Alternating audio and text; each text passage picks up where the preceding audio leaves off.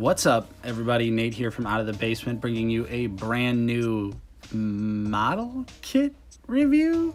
This is for the Bandai Star Wars 1/12 scale Clone Trooper, which, if you guys are unfamiliar with the Bandai model kits, they are actually pretty much the same size as Black Series figures. Of course, you have to put them together, but it is very easy typically. And there's no glue or anything required. These are complete snap together model kits, so that's always a big bonus. Makes things way easier. So let's take a look at the package here. Of course, you can see on the package you get the Phase 1 and Phase 2 look. Of course, it doesn't come with two bodies, but it does come with alternate heads, which is really nice. On the side here, you can see different looks for the figure. You can see all the accessories that it includes. Of course, I'll show you them, what they look like.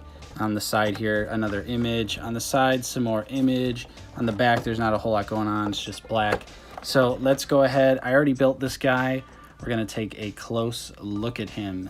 Okay, so first off, we'll go over his accessories. Like I said, you get the Phase 2 head and the Phase 1 head as well. And I really like the way that both of these look.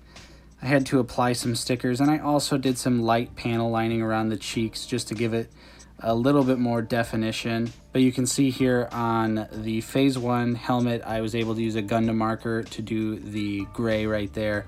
But for the Phase 2 helmet, I did use these stickers, and they look okay. I'm not the best at placing stickers, and stickers also just kind of suck, so I prefer to just do what I can with my Gundam markers. He also comes with a pair of relaxed hands, closed fists, and trigger fingers for both hands. I already have this hand. Is the way with model kits is you got to open up the hand, put the gun in, and then close it. And it's kind of a pain to get them off, but this hand I already have attached to the big rifle here.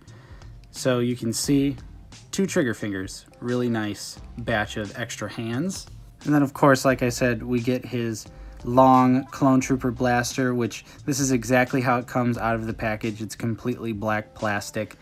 Most of the details with the model kit you will have to make yourself or apply the stickers or water decals. However, I don't recommend you do that. They just never look that great. But this weapon has nice sculpted details. It looks exactly like how it should. And it honestly is very similar to a lot of the Black Series weapons here. And then of course you also get the short blaster. Again, it's just straight black plastic.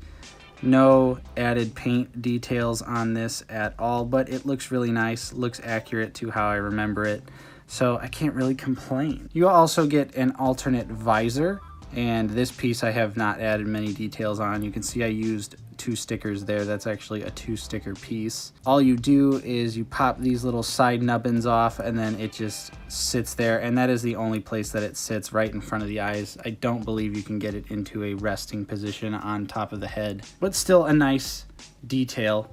You also get the Bandai model kit base here, which just helps them stand up, although they don't really have trouble standing up. And then just so I could show you, you get a sheet of water decals and a sheet of stickers. You can see I tried to use some of the stickers. I absolutely hate water decals, so I would not mess with those at all, but most of this stuff is gray anyway, so I can do it with the Gundam markers I already own.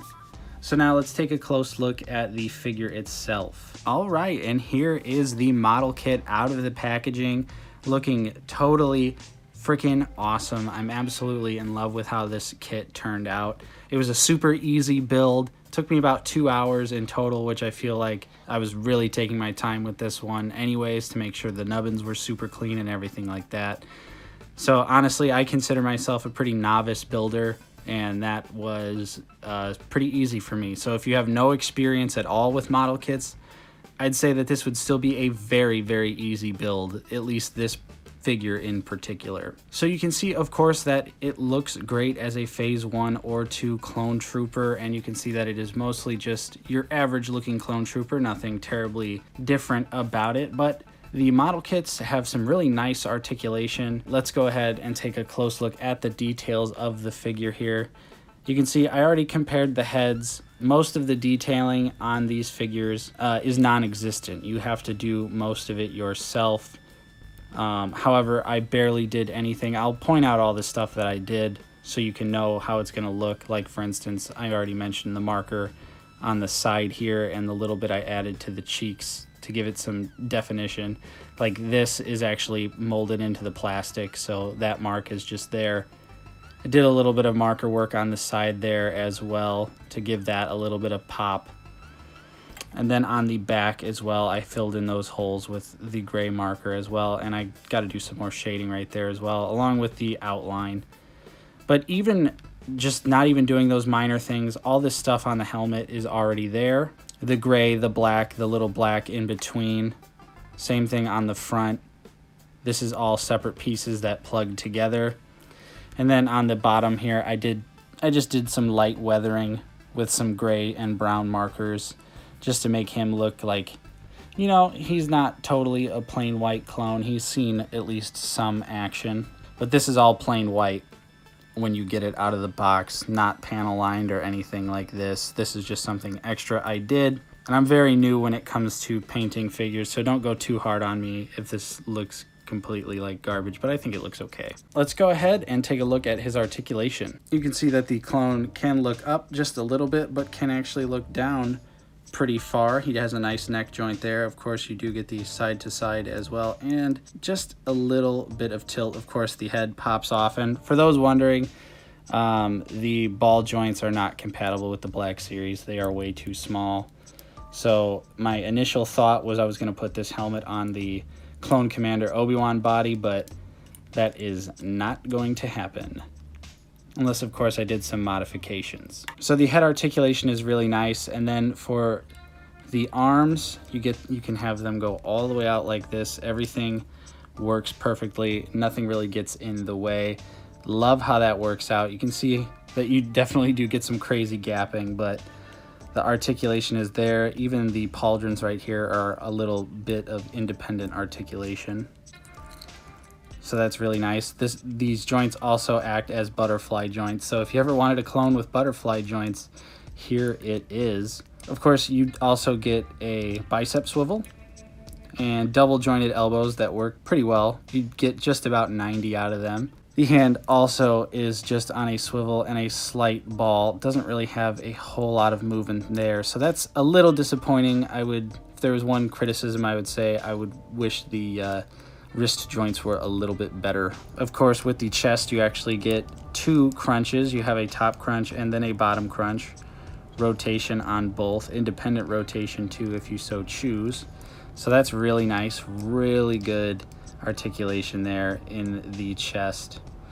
And then the legs don't really kick out very far, of course. Similar to the Black Series, you got to give them that twist so that the armor can actually go all the way back, but the leg's always going to look sideways like this. But of course, you do get that thigh swivel. You do get a double knee that looks a little bit goofy from the side here, but it works all right. The joints are really smooth on these model kits. And then of course, the feet can go down just a little bit. They can go up pretty far, and then you also do get ankle pivot on here, and you can see where I didn't paint all the way in the joint. So now, to give you an idea of how he scales, I'll put him up next to some Black Series figures. I'll put him up next to the Mafex First Order Stormtrooper, so you can see exactly what you are getting into. Okay, so first up, we have the Mafex First Order Stormtrooper and the Bandai Death Trooper model kit, which was actually the first Star Wars model kit I built. Also a really nice kit. If you want to see a more in-depth review of it, let me know, because I think I might start getting into the model kits while we're on a little bit of a Black Series drought.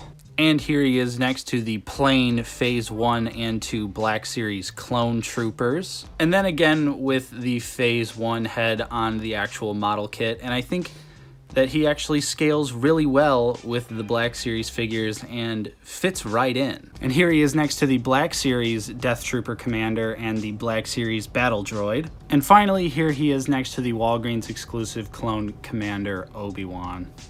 So in conclusion, I think that this model kit is a great addition to my Black Series collection. And I think, as you saw in the scaling section of this video, that he fits in perfectly with the Black Series. It's a hair taller, but not really by much, especially if you get him into any action poses. You're certainly not gonna notice that height difference. He comes with a ton of accessories and has really great articulation, and like I said, I consider myself a novice builder, and I had no difficulties putting this together. And of course, these model kits usually are repressed and reprinted. I know I just picked this one up off of Big Bad Toy Store.